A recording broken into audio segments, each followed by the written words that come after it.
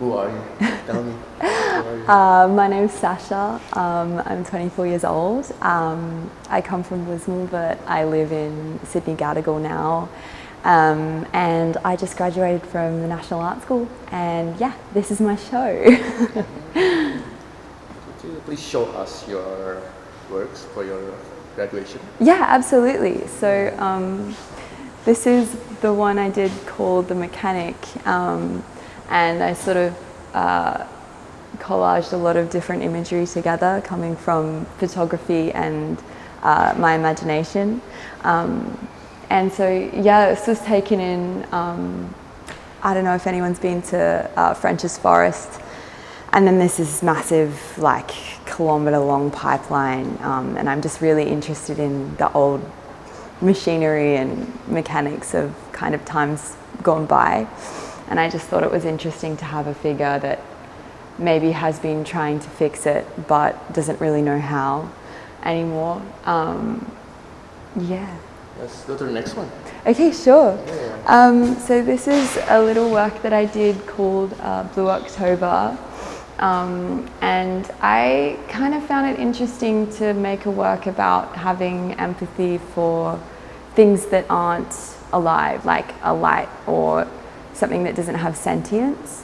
So something really drew me to this theatrical light, this old theatre light, not really sure where it comes from. And it looks so lonely, like it's just been left behind in a room that's been abandoned or something.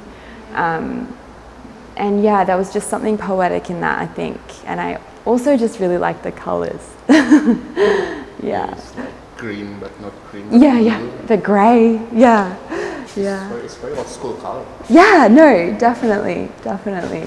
Yeah, I really love this. Yeah, I just realized this doll has one eye. Yeah, so this is Duk Duk. Duk Duk was my, I guess, toy when I was a baby. And he's had a hard life. He's missing an eye. And I don't know, he just kind of looks a bit rough and ready, or just rough. And yeah, so this was taken on my mum and my stepdad's farm in Lismore. And again, there's just like a lot of old machinery and I don't really know what any of it does or like why it's there. Just so many tools and rusty things going on, and there's something kind of surreal about the space, and I think that Duk Duk is a good example of that kind of weird, environment. Yeah. It's like the projection of your surrounding. Totally, yeah. And it's also, you know, like, I think, including like a childhood toy, it's because it was somewhere that I grew up when I was like quite young, and it was a place where we would play a lot and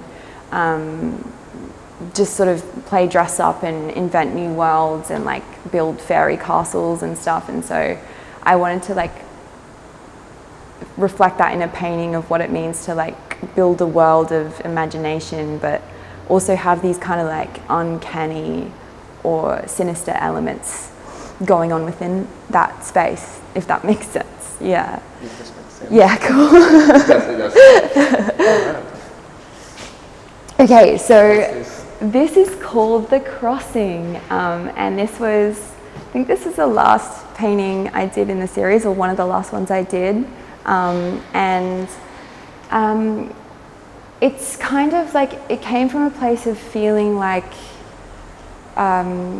just thinking about the state of the kind of culture that we're living in at the moment, where we sort of feel very alienated, I think, from ourselves. I think we feel kind of like we don't know whether we should fight or give up for, a better world or the planet or anything like that. And so I think I was feeling very stuck, basically, and I think I wanted to kind of reflect that sort of like loss of agency or like self-belief in a painting. And I think The Crossing is sort of in a crossroads of like moving forward to action and also giving up in a sense, or feeling lost.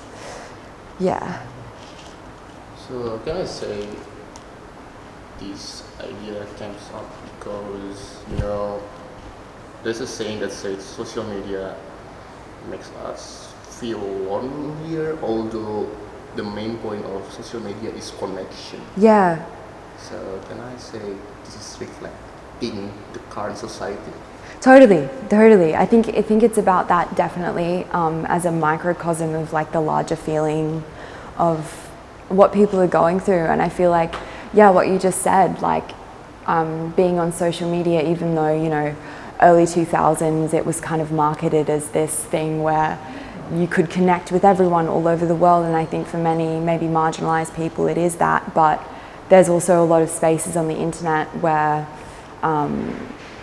it is very isolating and alienating. And I think, I don't know, something like COVID really exacerbated the lack of really like real life interaction that we have, and it moved more to like a digital sphere.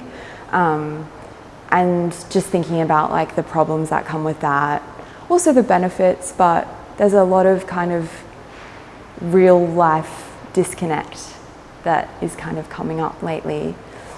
Yeah. So this painting is called The Nurse, and it was also made on my parents' farm. And I mean, the first point of reference for it was American Gothic. So I was interested in how we could take that kind of neo-realism in American kind of like Midwestern painting and translate that into like rural Australian. And what I like about this painting is the way that it's threatening in a kind of empowering way. So I feel like the woman is protecting her space, like against the viewer entering it. So, traditionally paintings are about inviting the viewer in, like a window to a different world or kind of an escapism kind of thing. But I really wanted to give this figure some kind of agency in guarding the viewer from being able to enter her space. So she makes it her own. So like the caravan, the door is shut, you can't really see what's going on inside of it. And she stands in front of it like a sentinel with the kind of the very American Gothic kind of pitchfork thing to bar our entry, because I don't even know what's going on inside there. So it's kind of just, yeah. She's guarding what she believes in. Yeah, she's guarding herself, she's guarding her space, she's guarding her safety in a world. I was talking about social media before, and it's like everything is open to anyone kind of thing. Like the whole idea of public versus private is almost not meaningless, but it's definitely different from how it was, say, 50 years ago or whatever.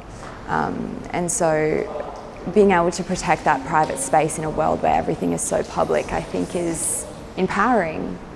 Yeah. Why the nurse, by the way? What's that? Why the nurse? Well, the nurse, it was kind of random. I kind of just decided that I wanted her to wear this sort of old time, like World War I, like frock thing. Something scary, but it's also something reminds me of like, the serial killer movies where like maybe like the butcher is wearing like scrubs or something to protect his clothes. Like there's also like some kind of like sinister element to it. And so I just kind of like the idea of throwing people off with a title that's maybe a bit ambiguous. Like, yeah, so you could kind of come up with your own narrative about. So the possibilities is endless, it's up to our interpretation. Absolutely, yeah. Like the conversation should be about the viewer and what we as viewers take into whatever painting it may be, and it doesn't just end with the artist saying, "Oh, this is what I'm doing," So I like to keep them quite open in that way. Yeah. Because when I first saw the images, I thought it was political. It could be. That's the thing. It could be very political. I mean,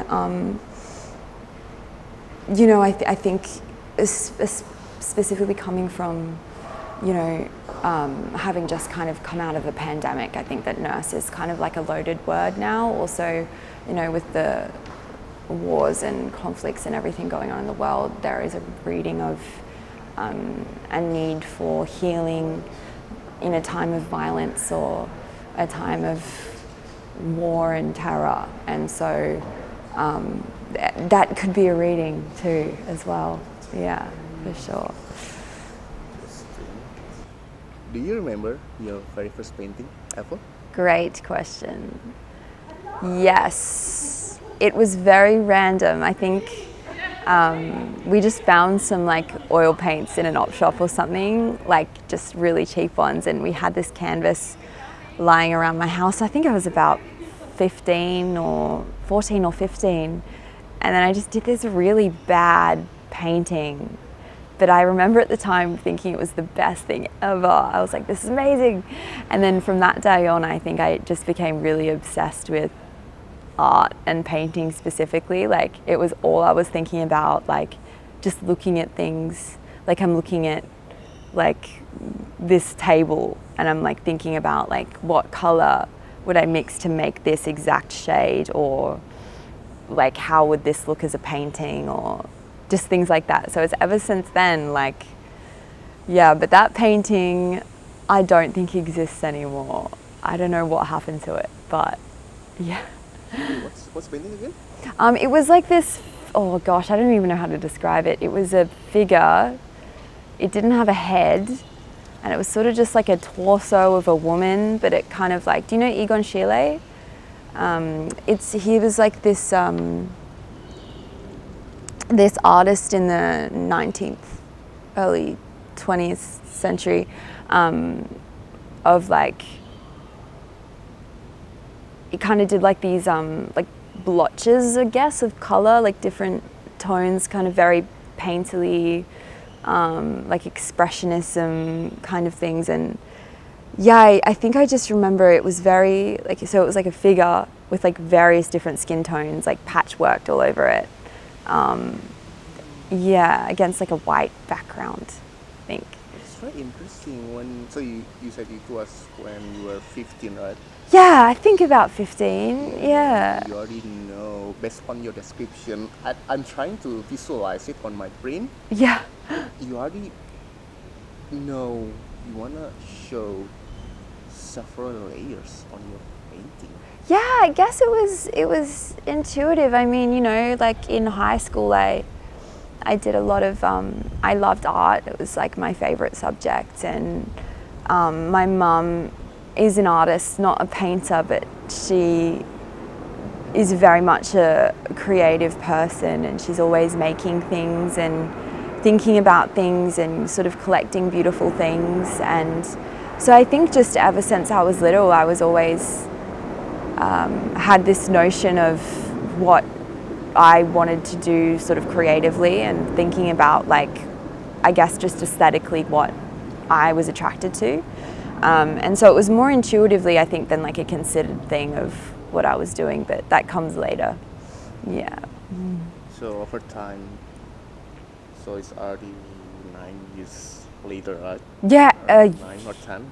Yeah, 9 years later, yeah. Do you think the style of your painting evolving into something different, or in some sense it stays the same, it stays you? Yeah, well, definitely. I think, you know, when I started painting, it was more about like, how can I make it as realistic as possible? How can I make this look like exactly what I'm trying to make? Like, this figure looks exactly like a photograph of the figure, and sort of being so loyal to that representational aspect of it. But as, you know, you sort of grow older, you realize that maybe that old cliche that looks on everything, and sometimes you want a little bit more ambiguity or drama with the way that the paint can be applied, which is different from reality, you know, it's different from photography. So you don't want it to look exactly perfect, and I think that has been kind of the biggest evolvement of my painting, is not being so faithful to just the image and more about a feeling. rather than just the look of something. Yeah.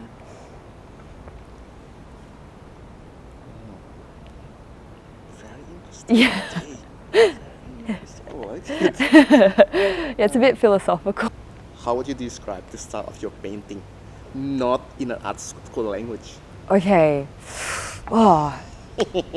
Okay, so no like jargon. No, okay. Not technical word. Like, imagine you're trying to describe it to a child. Okay. Yeah. So I do paintings about dreams, and I like to use my imagination to create a world in a painting that feels different from the world that we live in now, but maybe you can still recognize something of it in the paintings. Yeah. What do people often misunderstand about your work? Good question. What do people... I think a lot of people think that I'm maybe just trying to do photorealism, or that it's about like myself or family, and of course it is about myself, but I don't think that I ever try to make something just as an image, like I was saying before. I think people see them as like, oh, you know, that's a person, that's a nice person in a painting, like, but I don't really think about them as people in a way. Like, I'm not painting a portrait. I think that's the biggest thing, like that people are like, oh, they're portraits, but they're not portraits at all. Yeah, I think that would probably be it. Moving away from the fact that these figures are paintings, then they're in a scenario, and it's about the things around the figure and the painting itself, even more than just the person that's depicted in it, if that makes sense. I saw 5 painting today, right? I think it was 5, yeah. I noticed the first one on the gallery is the first gallery. They have rectangular, right? Yeah. Rectangular dimension. Yes. But the other one on that, the next gallery has a square dimension. Yeah. Is there a reason behind it? Well, I think, so they all, except the little one of the light, they all have the exact same, they're all the same size canvas. So they're all 140 by 120 or 120 by 140. So I wanted that one to kind of play with like a landscape, like a standalone figure, into more of like, it opens it out into a figure in context or a figure in space doing something else. You see more of the surrounding around it. Yeah, I also noticed the way you portray someone on your painting, either is full body, the full object, or you will go halfway. Yeah. There's something in it, I think. I think, you know, it's funny because, you know, we were talking about before, like where I started painting, and it was very much just the face. And then slowly it kind of like expanded out slowly until it was like a full body thing. So I think in a way it was just a learning trajectory more than anything, of just like wanting to paint more and wanting to find out more about how to convey more with the body, and what does it mean to include not just the face, and to sort of expand the pictorial space, is what they call it, like inside the painting. Yeah, so if anything, it's been kind of unconscious. I just think it's something that I got more interested in as I learnt more about the painting process. Yeah. So it's like evolution of you. Oh, totally. Yeah, totally. Also, you just get bored of painting the same thing over and over again. Like, eventually you kind of like, okay, what would it mean if I painted a foot? Or what would it mean if like I painted, like, would I approach a kneecap or a shoulder or something, rather than just like the face, if you know what I mean? Yeah. What would you tell another artist who wants to paint but keeps hesitating, especially those waiting for permission? Okay. Good question, because I think there's a lot of people out there that won't pursue an art career because it maybe isn't the most stable career in the world. It's not the most lucrative. I would just say have a play. Don't be afraid to play.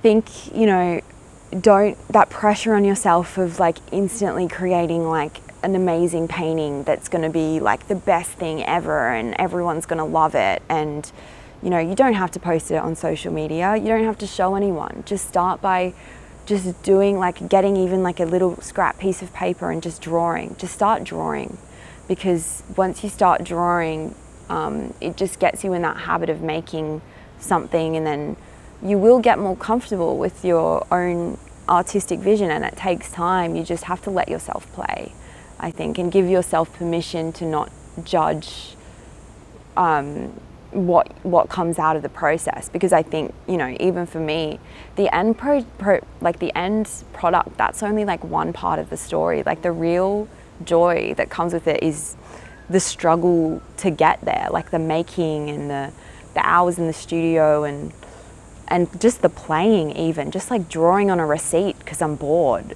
in like a pub, like things like that. Like that's where the magic happens. And so I think people need to let themselves just enjoy it and not put that pressure on yourself, and things will just, you know, I've found anyway that things just kind of work out if you really, really believe in yourself. If your work had a zodiac, what's gonna be?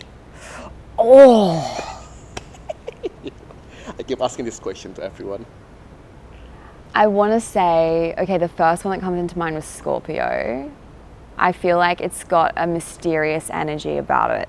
At least I hope it's Scorpio.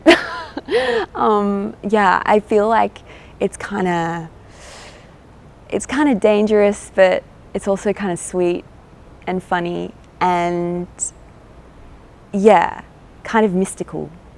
Yeah. Yeah, so Scorpio for sure. Scorpio. Yeah. Any moon or rising?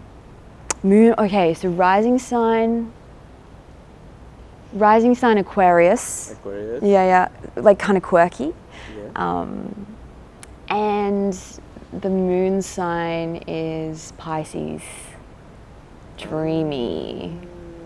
Yeah, emotional. Emotional. Yeah.